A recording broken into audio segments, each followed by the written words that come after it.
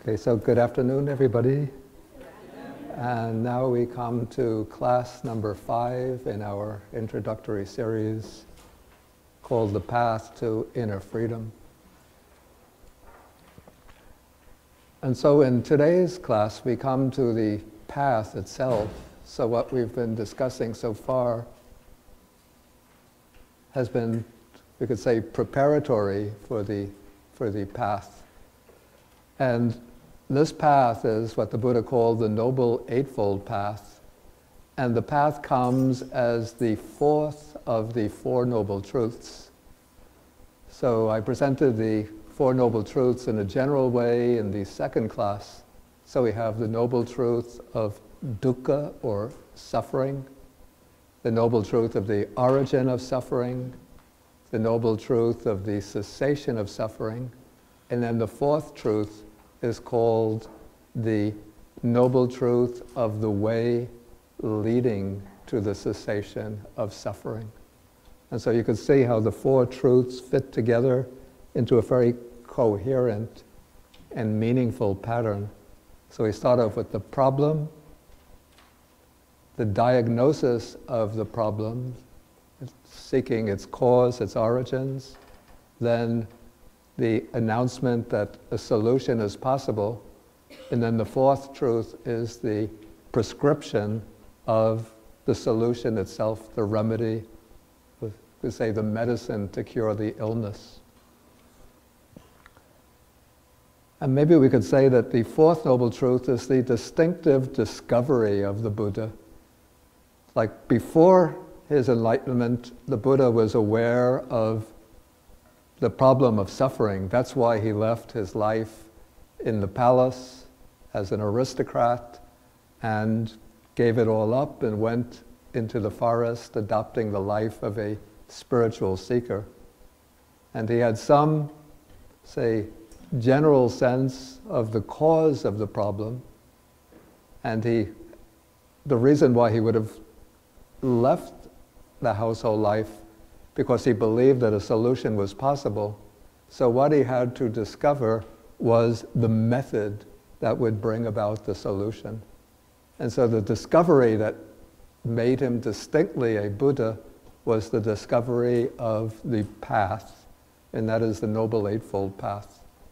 And the Buddha calls this, in his first discourse, he calls the Noble Eightfold Path the middle way, because it avoids the two extremes, what he calls the two extremes, for those who have left the household life.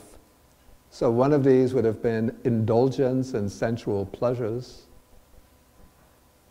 And then the other extreme, which was common during the India of his time, and it's also, I think, probably still practiced by Indian ascetics or swamis today, and that is the path of extreme asceticism, extreme austerities. And so the Buddha calls this the middle way because it avoids those two extremes. And I have to add a statement of caution about the Noble Eightfold Path. Sometimes we're inclined to take the Noble Eightfold Path to be the normal model of Buddhist practice. But that is not actually the case. You know, it's not the case that every Buddhist is practicing the Noble Eightfold Path in its fullness. But the Noble Eightfold Path, we could say, is the pinnacle or the high point of Buddhist practice. And so the general practices of Buddhism recommended for the general population don't include the higher stages of the Noble Eightfold Path. Like those are generally, you see, the Buddha calls the Noble Eightfold Path, it's the way to liberation, the way to enlightenment, the way to higher knowledge and to ultimate freedom. And so for the general population, the Buddha prescribes various other practices that we could say prepare the way for entering upon the Noble Eightfold Path. And next week I'll cover some of those more basic practices. But now we want to look into this higher model of Buddhist practice, the Noble Eightfold Path. And when we use the expression Eightfold Path, one might get the impression that this is a sequential path going from factor number 1 to factor number 8, that it's a path that one goes through in stages. That would be, I would say, an imperfect understanding of the path. What I would say is that the factors of the path arise in a certain sequence, like the later stages tend to build upon the earlier stages. But this doesn't mean that when one gets to stage 3, one leaves behind step 1 and 2, and that when you get to step 7, that you leave behind steps 1 to 6. But rather, we could say that each factor that arises absorbs and builds upon the earlier factors. And so when we come to the ideal model of the practice of the Eightfold Path, we have 8 factors working together in unison. I compare this maybe to, maybe we could use I don't know if there are any 8-lane highways. And in any case, if there were an 8, what is that?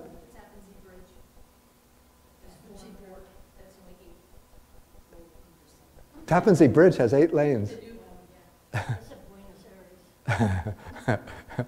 But anyway, even if there's an 8-lane highway, in the car you would only be driving in 1 lane at a time. You can't be bringing 8 lanes together in 1 car.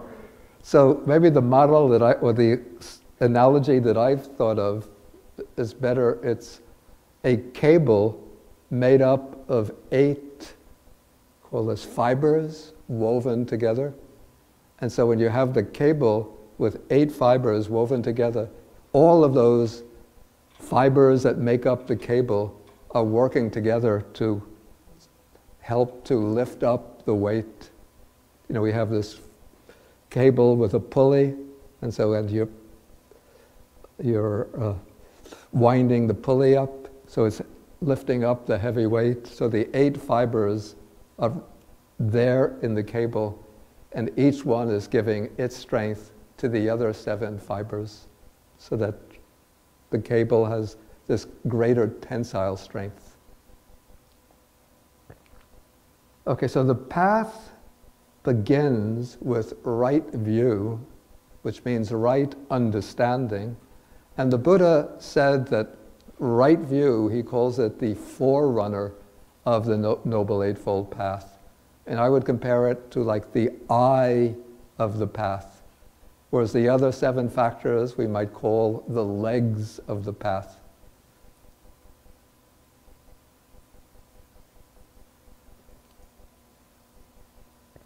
If we could change the number of legs, we might compare this to a spider has 8 legs. Okay, but it has eyes. So suppose we have a spider with 7 legs. It has a pair of eyes, and then it uses its eyes to see where it's moving, and the 7 legs to move in the direction in which to the place that it wants to reach. Okay, so the Buddha calls right view the forerunner or the eye of the path. And right view is stated in the formula, is stated to be the understanding of the 4 Noble Truths themselves. And in fact, we could say all of the other principles of the Buddha's teaching that we touched on in the previous few classes all come within the scope of right view. So we could say that right view at one level means the understanding of the law of karma and its results, understanding how our intentional actions create karma that has the potential to ripen and bring results to ourselves as we move from life to life. So it's an understanding that we are responsible for our own actions and that our morally significant actions have consequences consequences that will eventually bounce back upon ourselves. Okay, so that is one level of right view. And sometimes that is called the mundane right view. The right view that is sort of understands the principles that work within the scope of worldly existence. The other right view, or the other aspect of right view, is what I call liberative right view. The right view that leads to liberation. You see, the right view of karma and its results, that will guide us in making our moral choices, to choose wholesome conduct over unwholesome conduct.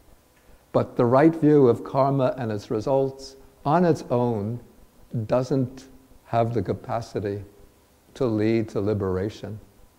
It merely determines what kind of choices we make so that we experience good results, desirable results, as we move from life to life. But the view that leads to liberation, to realizing the ultimate good, enlightenment and liberation, that is the right view of such principles as the three characteristics that I spoke about last week: impermanence, suffering, non-self, the understanding of the law of conditioned arising, and especially the understanding of the Four Noble Truths.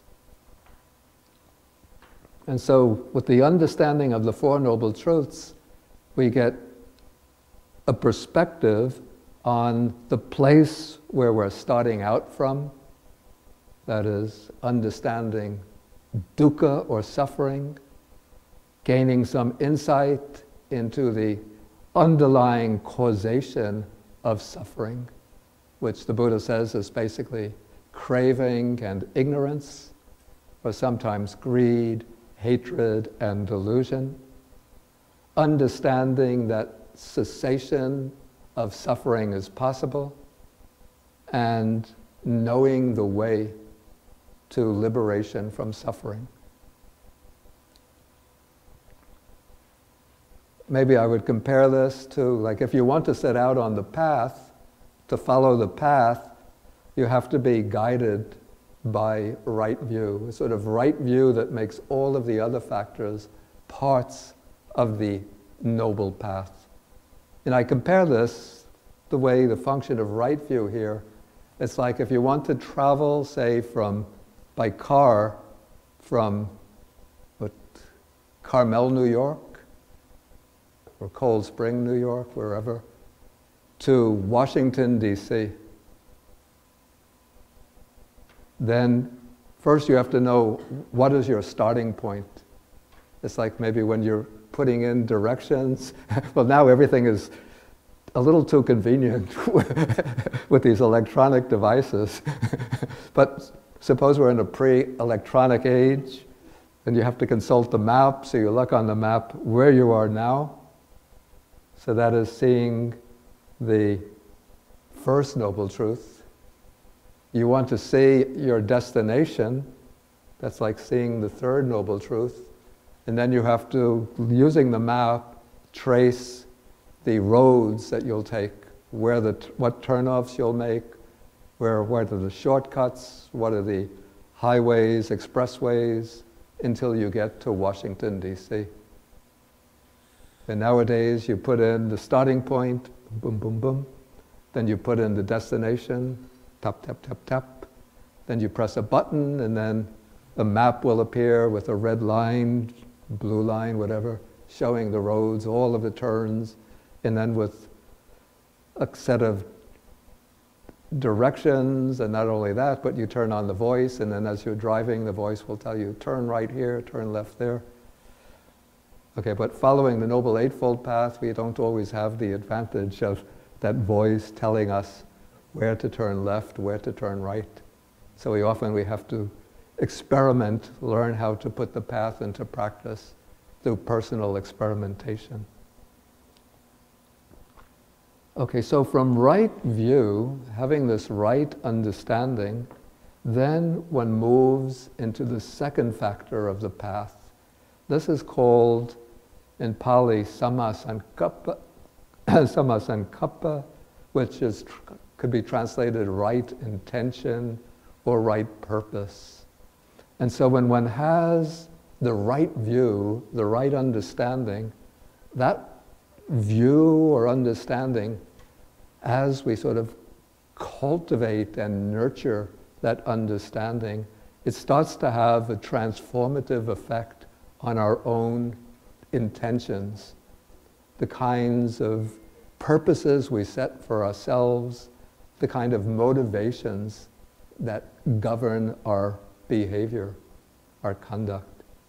So on the basis of right view, it gives rise to these right intentions. So we have here the intention of renunciation or detachment. And this doesn't mean when you say the intention of renunciation that if you're following the Noble Eightfold Path, you have to give up or renounce the household life to become a monk or nun. But rather what this means is that as the understanding of the Four Noble Truths develop in the mind, it leads to a kind of recognition that it's our craving and our greed that generates suffering. And so the impact of that is that this understanding of suffering brings a kind of growing detachment from the compelling voice of greed, telling us, you need that to be happy, you need that to be happy. So instead, the intention starts to shift as one discovers that one could be happy, more peaceful, more joyful, with less dependence on material things. And so that constant cloying of greed begins to weaken and gradually wither up. And one develops a kind of natural detachment from that compelling voice of greed or craving. And then the understanding of the truth of suffering, particularly with regard to other people, the way I see it, understanding of suffering in regard to oneself is what leads to the intention of renunciation or detachment, since one sees that greed and craving lead to suffering for oneself. But one becomes more and more sensitive, more and more aware of the sufferings of others, and so this will bring about transformations in one's attitude towards other people and even other living beings. And so instead of nurturing sometimes an intention of or motivations of aversion, dislike for others, ill will, wishing for the harm of others, this will give rise, or one's understanding will give rise to the intention of goodwill, wishing for the well-being and happiness of others. And this is what we also call loving kindness, the wish for others to be well and happy. And that will become a more and more prominent, more and more decisive motivation for one's behavior. So instead of acting sometimes in spiteful ways towards others, or in aggressive ways, or even in apathetic or indifferent ways towards others, one will become full of goodwill, benevolence, loving kindness towards others, wishing for their well-being and happiness. And then the counterpart of goodwill is the intention of harmlessness. That is, instead of the wish to inflict harm and suffering on others, or the urge, let's see, the impulses of cruelty, there will arise the intention of non-harming. In Pali, this is called avihingsa, which is very similar to the word ahimsa, which you might have heard of as a basic virtue advocated by Gandhi in India. But actually Gandhi borrowed that from Buddhism. Yeah, so this is you could say that the intention of harmlessness is what expresses or comes which blossoms in the spirit of compassion, wishing to remove the suffering of others. And so loving kindness is the wish for others to be well and happy. Compassion, the wish for others to be free from suffering. Okay, so these two factors together, I would say, are the sort of guides to the rest of the path. So these are the maybe two legs on which the rest of the path rests as its foundation. Okay, then come the next three factors belong together, and these three constitute the basic ethical code, or you could say the ethical section of the Noble Eightfold Path. So we have two fundamental doors or channels through which we act in the world, through which our actions manifest in the world. One is speech, and the other is bodily action. And so under right speech, the Buddha enumerated 4 factors.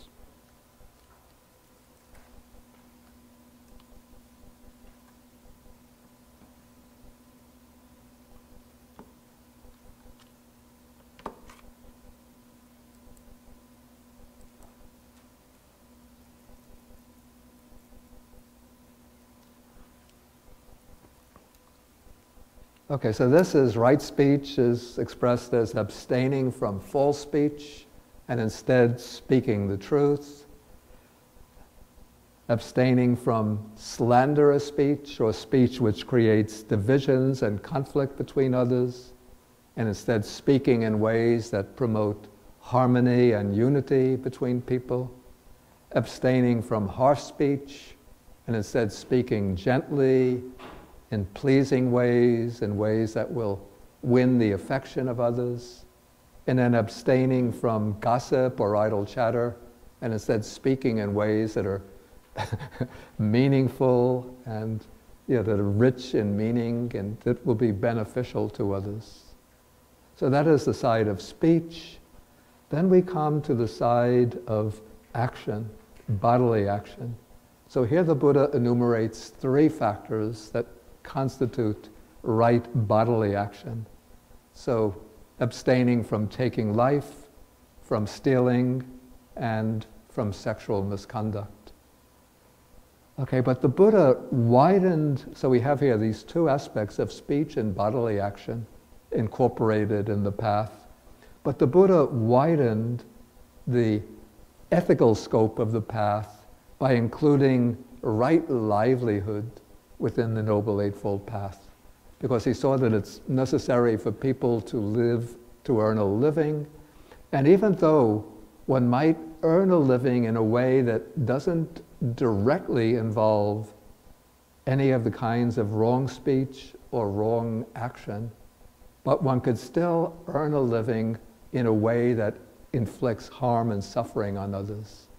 And so the Buddha said in a general way, he says that one gives up wrong livelihood and earns one's living by a right livelihood. And so this is a very general statement, but in a sutta, discourse in one of the books of the canon, the Buddha mentions 5 types of livelihood that in his time and area would have been considered wrong livelihood. Let me see if I can remember these offhand. Okay, so 1 is dealing in living beings, and that will include dealing in human beings, for example, being involved in the slave trade, and also dealing with animals for slaughter, raising animals for slaughter. So even if one is not killing the animals oneself, but if one is raising them with the intention of selling them to be slaughtered, that would be considered a wrong livelihood. Okay, another type of area of wrong livelihood is, which really has very contemporary relevance, is dealing in weapons. So selling weapons that will be used, that could be used to kill people. A third is dealing in poisons.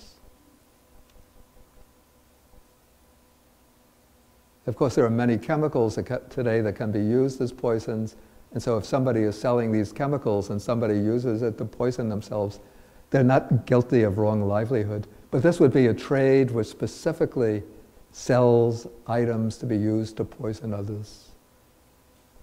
Okay, and then a fourth is dealing in intoxicating substances. Even selling liquor, and today we would say dealing in drugs that are part of the drug trade. And then the fifth is earning one's living by meat, dealing in meat, selling meat.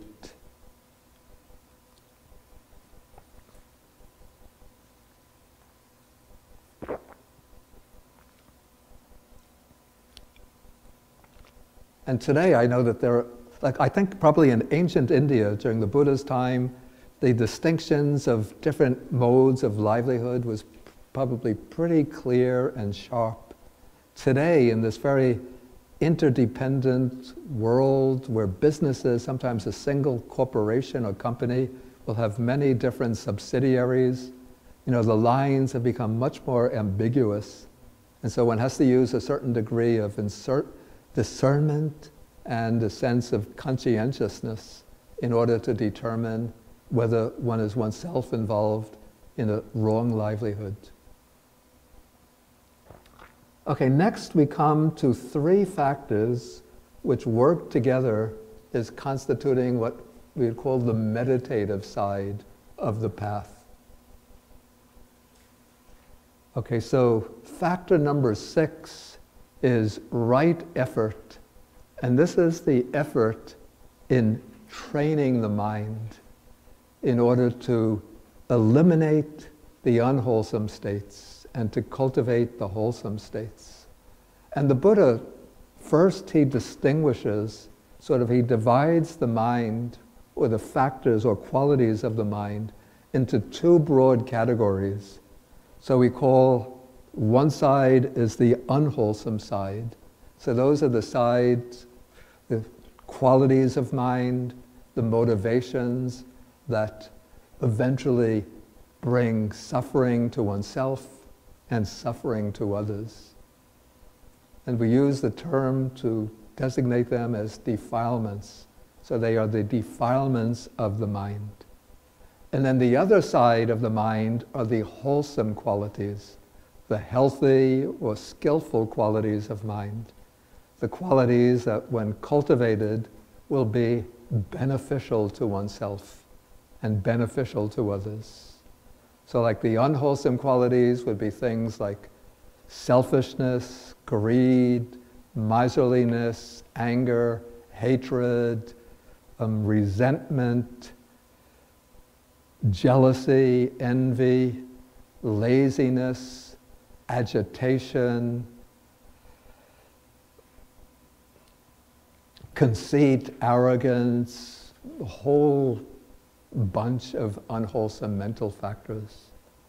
And then the wholesome qualities will be states like generosity, kindness, compassion, mindfulness, energy, clear comprehension, wisdom. Okay, so we have first the unwholesome side and the wholesome side. And then with respect to each side, there are two functions that have to be exercised. First, with regard to the unwholesome qualities or the defilements, there is the effort to restrain the defilements, to prevent them from arising. So those defilements, those unwholesome qualities, lie deep within the mind as sort of habitual tendencies, which we have indulged in again and again. And so any individual has a whole mass of unwholesome potentials that are always seeking the opportunity to rise into the mind and then to gather strength through indulgence and repetition.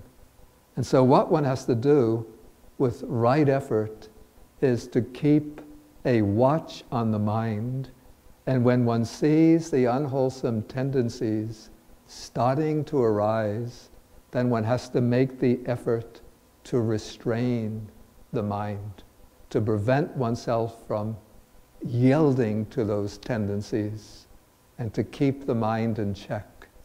You know, it's a way of mental cultivation which requires a pretty high degree of vigilance. And like that is one of the things that one does in meditation, one of the skills that develops in meditation.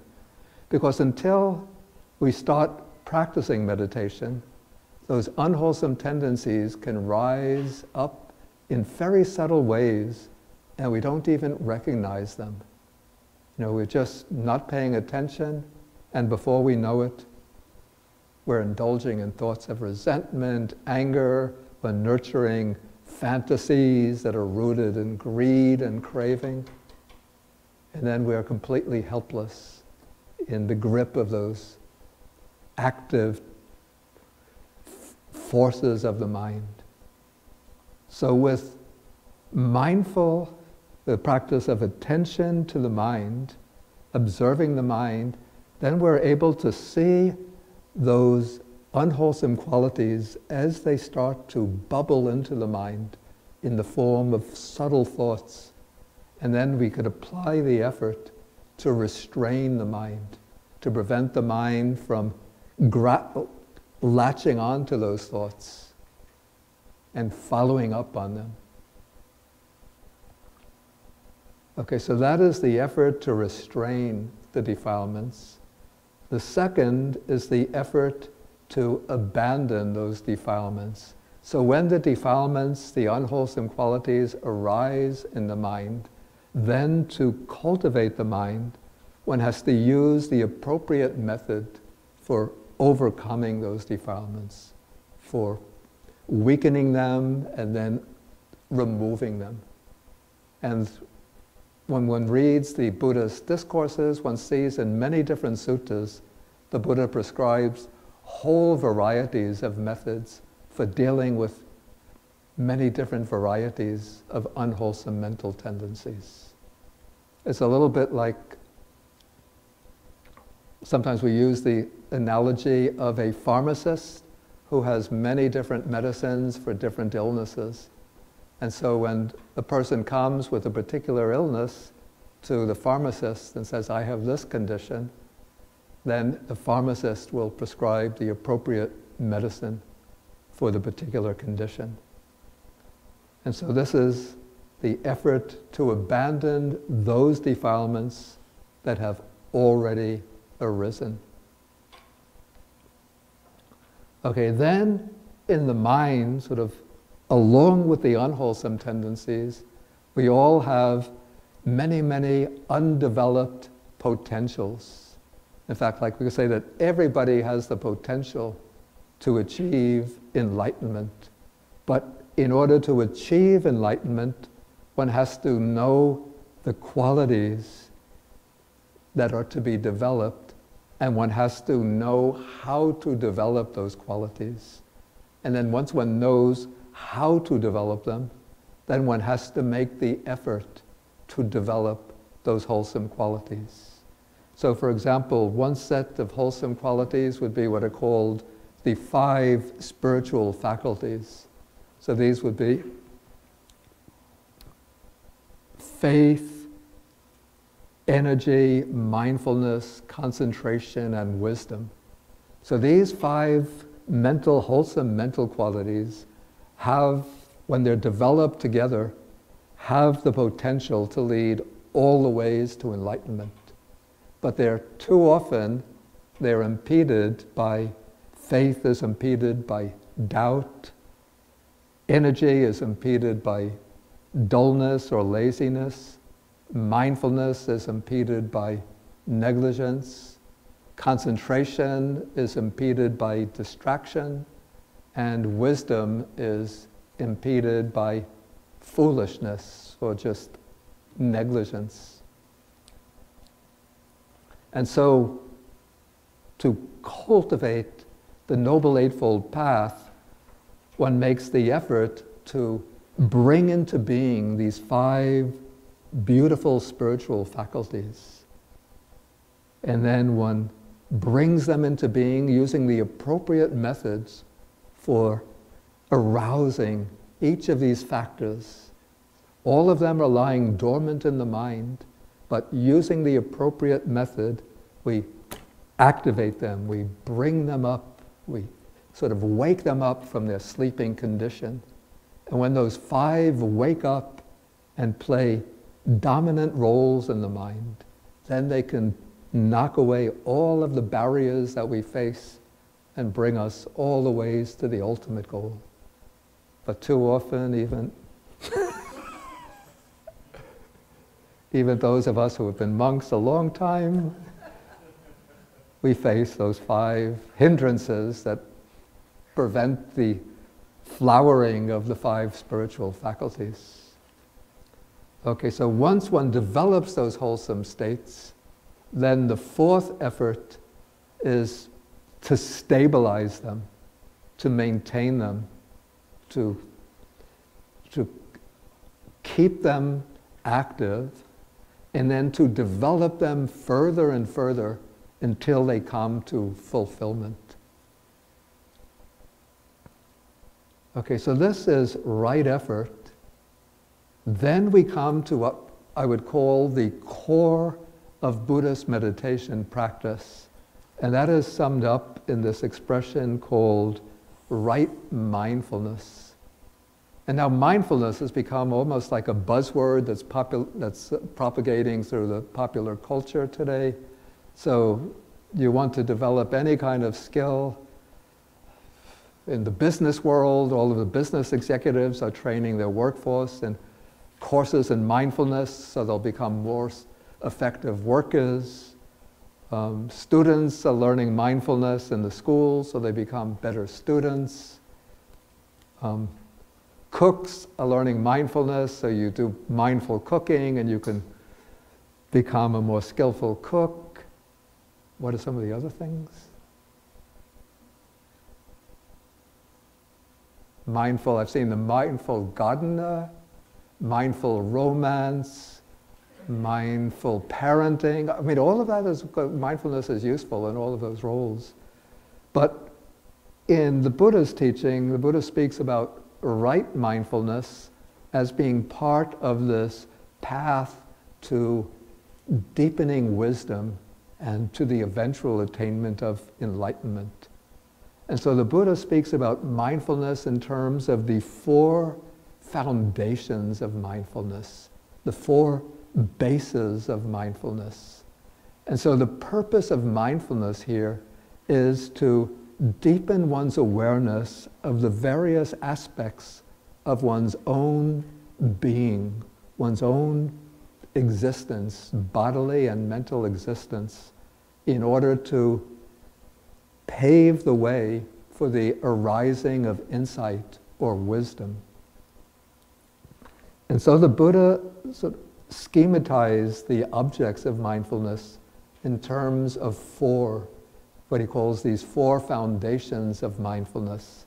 So we have mindful contemplation of the body, of feelings, states of mind, and then he uses a broad term. In Pali it's the word Dhamma, which here I just translate as phenomena. But then I included some of the highlights from the Buddha's most famous discourse on mindfulness, the discourse on the 4 foundations of mindfulness. Okay, so here we could see some of the key meditation practices. So the Buddha starts with the body because the body, being physical matter, it's the easiest to observe, even though it's often difficult to keep the mind focused on the body, but still the body is something which is more readily available to us. It's relatively coarse compared to the mental factors. And so within the contemplation of the body, the subject that's usually considered the starting point, the foundation, the basis for all the other types of Buddhist meditation is the mindfulness of breathing, which we've been learning here over the past few weeks. So the breath is sort of the anchor point for the whole unfolding of the four foundations of mindfulness.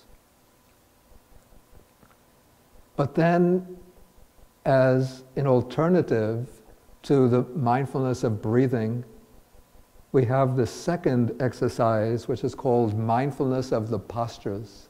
And so the body is held in different positions: sitting, standing, walking. I should go from standing, walking, sitting, and lying down. And so when we're doing sitting meditation, like on a meditation retreat, we can't be sitting all the time. So the regular practice in most meditation systems is to alternate periods of sitting meditation with the walking meditation. I think Bhante Mangala explained this on the first session that we had here. So to do the walking meditation, one usually chooses a walkway. It could be like about 20, 30 meters. And one just walks mindfully, being mindful of each step. When taking the right step, one is mindful of the right step. When taking the left step, one is mindful of the left step. And so one is being mindful of right, left, left. But it's very different from soldiers marching in a military parade. They're just going right, left. But here, when doing the walking meditation, the objective is to be attentive to each aspect of each step, to keep the mindfulness anchored on the body in the whole process of the step. So when taking the right step, one is aware of the whole right step. When taking the left step, aware of the whole left step. And so on, till one comes to the end of the walkway. Then mindfully, one turns around, mindfully pauses, then mindfully walks back to the other side of the walkway. And so one can be walking for a half an hour, even an hour, just attentive to the body as one is taking step after step. And in this way, one builds up a very, very powerful mindfulness that one could bring into one's regular activities. So the Buddhist texts say that when you practice mindfulness of walking, the walking meditation, then when you engage in other activities of your day-to-day life, that mindfulness will stay with you. If you're just doing the mindfulness of breathing in the sitting posture, it's wonderful while you're sitting, but then when you get up, too often people think, okay, finish with the meditation, put the object down, and now I just hurry and scurry, and my mind starts buzzing with all sorts of thoughts, all sorts of impulses, no control. But when you practice also periods of the walking meditation, then there's a kind of smooth transition. So when you stop the mindful walking, then whatever else you're doing, the mindfulness trails along, it's right there. And so in this way, through the mindfulness of the postures, particularly the walking, then when one engages in the regular daily activities, one acts with mindfulness and clear comprehension. Okay, there are some other aspects of the mindful contemplation of the body, but I want to cover all of the bases of mindfulness, so I'll pass over them for now. But I think what's important in terms of the regular practice is to know the mindfulness of breathing, and I suggest also including a short period, even 10 minutes of walking meditation. So if you're doing 20 minutes of sitting meditation, mindful of the breath, then when you finish, before just going into your regular activities, find a little space where you can walk 20 steps, either in your house or if it's not too cold outside, preferably in a backyard so people don't see you walking back and forth slowly and mindfully. They'll think this person is a little bit kooky, walking back and forth like that. Did they lose a key or something? Okay, so add a short period of walking meditation. You'll see that it brings along that kind of mindfulness and action that one could carry into one's daily activities. Okay, then the second area of mindfulness, which we introduced last week, is mindful contemplation of feelings. And by feelings here is not meant emotions, which is a rather complex phenomena, but the feelings of pleasant feelings, painful feelings. And the Buddha also mentions what comes in between, the very subtle feeling that we call neutral feelings. So this sort of enters into the meditative process when one is doing, particularly as extending the period of sitting meditation, then one starts to feel pain in the body. So it could be pain in the legs, in the buttocks, in the back. And so the initial impulse, you're sitting there, maybe starting to get good concentration on the breath. Okay, my concentration is going well. Oops! Pain in the legs. Why is it bothering me? Why is it disturbing my meditation? Then I have to get back to my good concentration on the breath, so I start changing the posture immediately. Have to get rid of that pain. Okay, but the way one trains oneself, when pain arises, one doesn't immediately change. But instead, one could try ignoring the pain for some time, but when the pain gets more prominent, one could just observe the pain. Just watch the pain, turn it into an object of observation. And then it becomes part of the meditative process, not an obstacle, but a way to expand the scope of one's mindfulness. And then at times, the meditation might be going well, and so then pleasant feelings start to arise, even if the mind gets really concentrated, and then you start feeling a joy and bliss. Wow, this is wonderful. I never experienced this before. So then this pleasant feeling arises. One latches on to that, and then one starts thinking, I have to recapture it, I have to recapture it. Then it's gone. Okay, so when this happens, when the pleasant feeling arises, one just recognizes pleasant feeling and lets it go.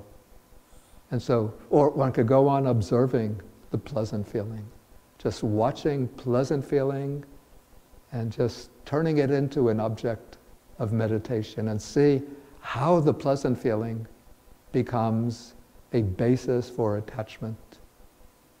The painful feeling can become a trigger for ill will or aversion. And then the neutral feeling is very subtle, but when the mind becomes trained through pleasant feeling and painful feeling, then one could start tuning in on the neutral feeling. So one turns the feeling into an object of contemplation. Then the third area of mindfulness is the contemplation of the state of mind. And so the way this is laid out sort of simply in the text, one observes the state of mind in order to determine whether the mind is associated with greed or associated with hatred or aversion, associated with delusion, or in contrast with that, disconnected from greed, from hatred, from delusion. And perhaps the natural connection here is that from the feelings, well, we should say that the three kinds of feelings act as the stimuli or triggers for the three unwholesome states of mind. So there's a kind of correlation between pleasant feelings and greed. Because when one experiences pleasant feeling, whether in meditation or in day-to-day life, then there comes the attachment to that pleasant feeling and to the object that stimulates the pleasant feeling. But feelings and their objects are bound to change. And so if you're clinging to the pleasant feeling and to the object that stimulates the pleasant feeling, when the feeling changes, when the object changes, then there will arise dejection, unhappiness, resentment. And so then aversion arises, or hatred, because the pleasant feeling or the object of pleasant feeling has vanished. And then when painful feeling arises, whether in the body, through sitting in meditation, or through things that take place in one's everyday life, the natural response is aversion to the painful feeling or to the situation that causes the painful feeling. But instead, one turns that state of mind into an object. So when aversion arises, instead of surrendering to it, one just observes the mind in the grip of aversion. And then when one is confused and deluded about something, that is delusion. That is very subtle, but usually the way one begins, sort of the clearer objects of observation are greed and aversion, or the state of mind, the mind connected with greed, connected with hatred. And what one finds is that when one focuses in on these states of mind, that they lose their power. The unwholesome states lose their power over the mind. So when we're not clearly aware of them, they are the king and the queen. They're the ones in charge. And we're just their servants. But when we turn the beam of awareness around and say, greed has arisen, craving has arisen for things that are pleasant. And when one recognizes them, then that greed sort of starts shrinking and shrinking and fading away, until it's gone. And then similarly, when hatred or anger or aversion arise, the mind is bubbling over with anger. I don't like this, I don't like that, I want to get rid of this, I don't like that one, I don't like that guy, this girl I don't like. But you turn the mind around and you focus in on those thoughts of ill will and hatred, and then they start losing their power, becoming weaker and more meeker and saying, I'm sorry, I didn't mean to try to take over your mind, forgive me, let me go out. And then they start heading for the exit. Okay, so this is mindful contemplation of the mind, getting to know your own mind in finer and finer detail. Okay, then comes what we call mindful contemplation of phenomena. This gets a bit technical, because here the sutta, or the discourse, groups together various sets of phenomena that play key roles in the Buddha's teaching. So I won't go into detail with this, but what this involves is basically tuning in to the basic objects of insight, like the 5 aggregates, the 6 sense faculties, in order to gain insight into the impermanent, unsatisfactory, and non-self nature of phenomena.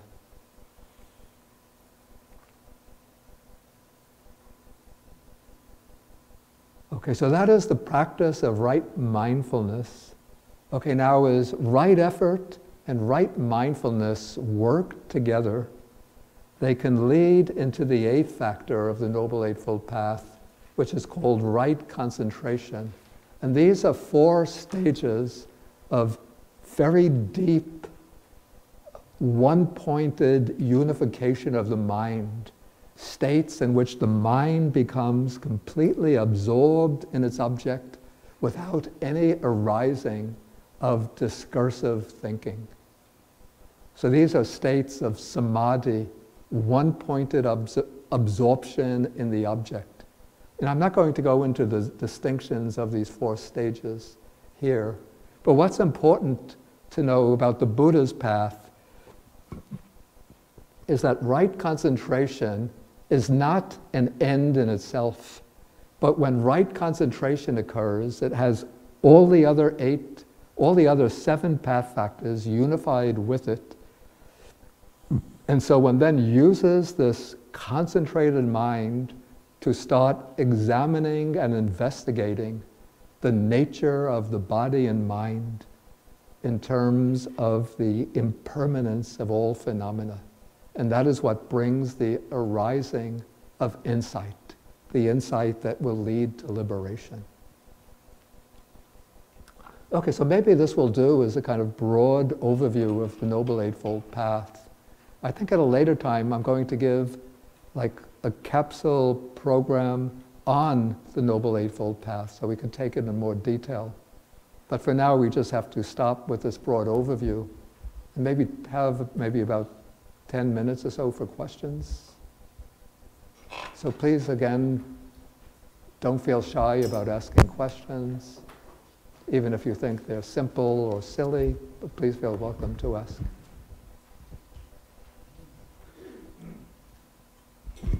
Hi, my name's John. Okay, taking life. Yeah. I'm taking life right now because inside of me I took antibiotics and I'm taking life now. Yeah. I step on bugs and that kind of thing. I'm taking life. Yeah. Is that... Okay, that's a good... Is that that finite no. Okay. description? Okay, it's a good question. Okay. What is meant by the violation of all of these ethical principles is intentional or volitional violation. And so you mentioned the example that you're walking and then you're stepping on insects. You're not doing it intentionally. So you're not doing it intentionally. So it's not breaking the precept or creating the unwholesome karma of taking life. And as far as taking medicines,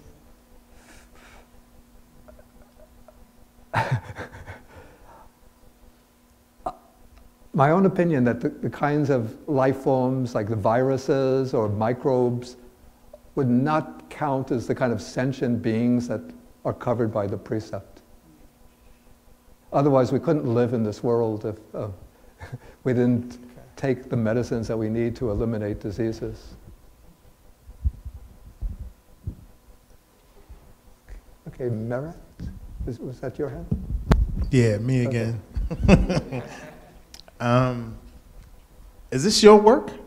That's mine, yeah. Ah, thank you very much. Oh, yeah. Amazing. On page 7, I was reading, and it said, our lives, for the most part, are strung out between the thirst for pleasure and the fear of pain. Yeah. We pass our days running after the one and running away from the other. Yeah. Seldom enjoying the peace of contentment. Yeah. And then it goes on to say, real satisfaction seems somehow always out of reach. Yeah. Just beyond the next horizon. Then in the end, we have to die. Then what? Then in the end, we have to die. Yeah. To give up the identity we spent our whole life building, to leave behind everything and everyone we love. That really struck me.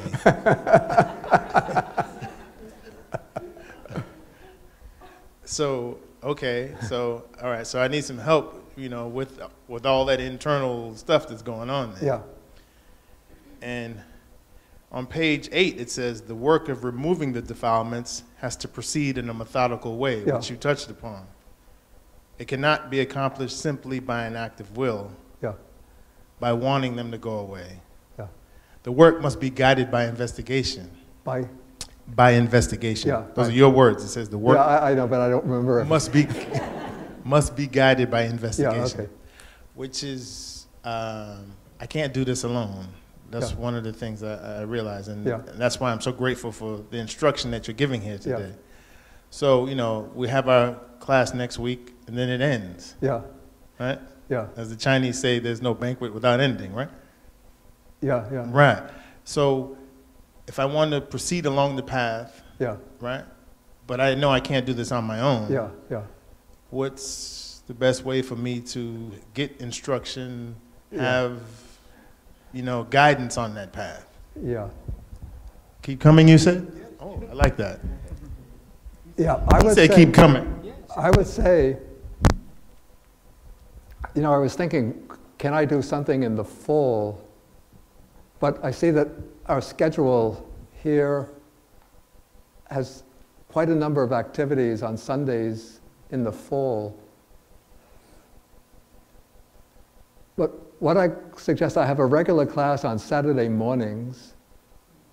We're doing a collection of the Buddha's discourses called the Anguttara Nikaya. It's not systematic the way this class is, but I say that if you're free on Saturday mornings, then come for that class.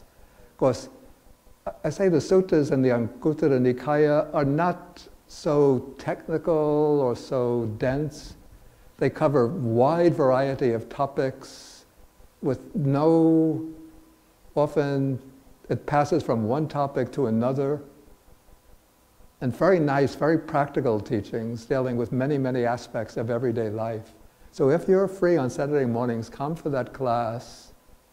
The last weekend, it's actually the Labor Day weekend, August 31st to September 3rd, I'm giving like a 3-day retreat here on a rather technical subject in Buddhist philosophy, which if you want to be daring, I'd say come for it. And you could register online. It's a bit technical, but just throw yourself into it. Don't be afraid or shy.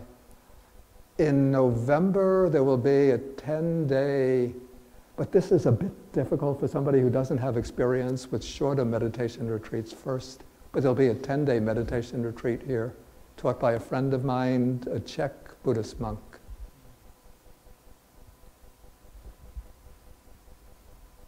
Yeah, but then in the spring, perhaps I'll have like a Sunday afternoon program on the Noble Eightfold Path, going through that book in detail, taking each chapter separately. So that will we get into a more finer, more detailed investigation of the path. But also what I suggest, and very important for continuing on the path, you've been learning basics of meditation practice here, so I would encourage everybody who really wants to develop to continue practicing on your own. You know, even if you're doing short periods each day, like if you can manage 15 minutes in the morning, 15 minutes in the evening, or even 20 minutes, do it. I don't think those short periods pose any risk of getting mentally overstressed, which happens if people do intensive meditation on their own. So I say that those are safe time periods, and gradually one will build up familiarity with the method of practice. And in the Saturday program, we have, before the actual class on the sutta, we have a 50-minute sitting, 5-0. But at first, of course, it could be a little difficult, but once you get used to it, it gets easier. Okay. I have a question that came to mind when you were talking about mindful contemplation of feelings. Yeah, I'm trying to see who is speaking. Oh, okay. And the question is that I feel that generally there's a lot of focus given to the painful feelings that arise when you meditate, like a physical pain or maybe a sadness or something. And maybe I could get both of your opinions on this, because it's maybe a question that's suited for our meditation today. There was one time where I was sitting in a group meditation, and I had like a euphoric feeling. Yeah. And I don't know, it was so weird. It was like, I don't know, I couldn't find the source of it, and I just felt this like warm, fuzzy feeling like radiating from the inside. Yeah. And I started laughing, and I couldn't control it. It was like a quiet, like chuckling, and I couldn't control the laughter. And so I wanted to ask you, like, do you have an explanation of like, why did that? What is that? And then also, so like I have to say, like, it was pretty cool. Yeah. And so like now sometimes when I'm I'm like, dude, maybe I can get back into that. Yeah. And then I'm kind of like bummed when it doesn't happen, you know? I'm like, oh, my back hurts, or like I'm crying about something. Yeah, okay, why that happens, probably that is happening because the mind is settling down and getting sort of better concentrated. And so when that happens, it's sort of like a clearing is opening up. And that brings that feeling of joy, delight, gladness.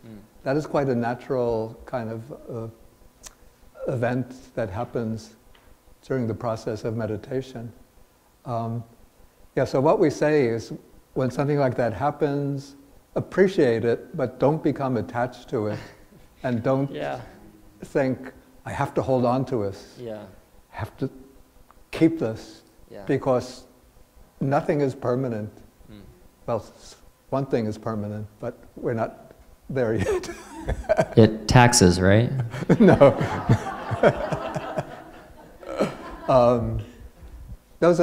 Taxes are recurrent, not really permanent. How to explain the laughter, that I don't know. Maybe it's just gladness because of that feeling, that euphoric feeling arising. But we say, when an extremely pleasant feeling arises, be mindful of it, recognize it, but don't hold on to it. Because whatever one holds on to is going to change, and when it changes, then comes disappointment. Okay, we'll take one more, then we'll have to break for the meditation session. Okay, please. Take. Hi, I'm Catherine. I was wondering if you could just expand a little bit, or just provide a little bit more of information about the prescription against raising animals to be slaughtered. It's almost very radical. Very radical. Radical. I mean, I'm thinking of the United States, you know, where we have farmers, and they're raising livestock to be slaughtered. And the prescription against it, or proscription, is very serious. So I was just wondering, it seems like, where did he get these feelings for animals? I mean, he's just... Where did the Buddha get the Buddha, yes. Well, it's just his natural compassion, sort of great compassion, Okay. Okay, one, and then Annie, and then we'll Thank you. On the point of mindful contemplation of the mind, the negative feelings that you mentioned, I did not hear you mention fear or pain. And in my own life, when I've had extreme pain or fear, I've tried to meditate. Is that prayer versus meditation? Is there a designation? Like, I was actively meditating to get out of the pain, and other times out of the fear. Is that relevant? You didn't mention those emotions. There are many mental states that I couldn't mention. The way it's set out in the Buddha's sutta, or discourse on mindfulness, it focuses mainly on these three, because those are the three unwholesome roots. But there are many other kinds of unwholesome qualities. So whatever arises, one could turn into the object of observation. So if fear arises, one could simply focus in on the mind in a state of fear. And so then, instead of being sort of dominated by the fear and sort of driven by the fear, one could just sort of look into it, and then often the fear will just dissolve and fall away. And similar with, well, the pain is the kind of feeling that comes under the category of feeling, but one could focus in more specifically on to get an inner sense of the texture of that pain and just observe the painful feeling, and it becomes very interesting. Even a state of fear can become very interesting when one just turns it into an observation, an object of observation. It's when we don't face it that it sort of controls us from the back. But when we look at it, it sort of falls away. Not immediately, but it sort of gradually it starts to fade away. Okay, Annie, then we'll end with you. I was wondering, Yeah, take. As consumers, are we partaking in unwholesome livelihood when we buy meat to eat? Okay, that's an interesting question. And in the Buddhist texts themselves, there's no requirement that people be vegetarian. Sort of the considered consensus that's emerged in the Buddhist tradition is that if one purchases meat that's already been on the market, then one is not responsible for the death of the animal, and so one is not at fault for the taking of life.